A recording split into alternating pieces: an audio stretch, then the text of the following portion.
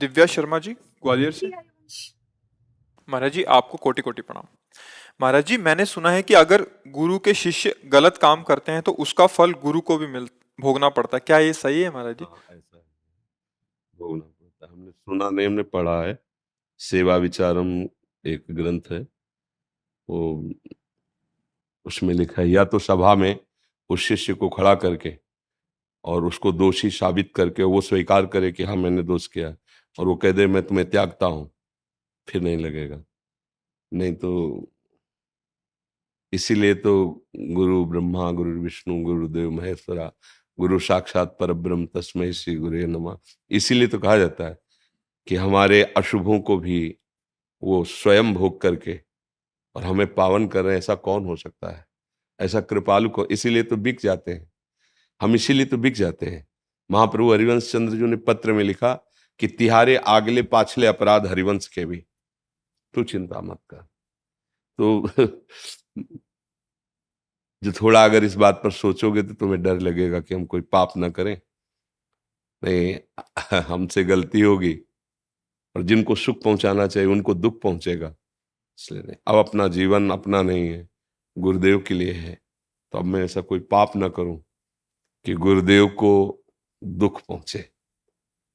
अगर इतना विचार कर लोगे ना तो आप भी गुरुदेव के समान ही स्थिति वाले बन जाओगे। पर प्राय ऐसा नहीं। जो बड़े बड़े महापुरुषों को ये कैंसर हो गया, ये हो गया, और बड़े बड़े कष्ट जीवन में देखे जाते ना,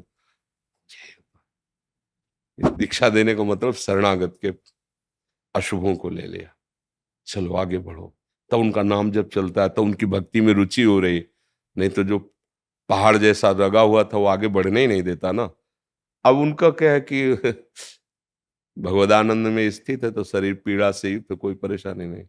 पर आपका मन एकाग्र नहीं, तन्मय नहीं है, शरीर ही में है, अगर उसका फल आया तो भजन रुक जाएगा। चलो तुम भजन करो।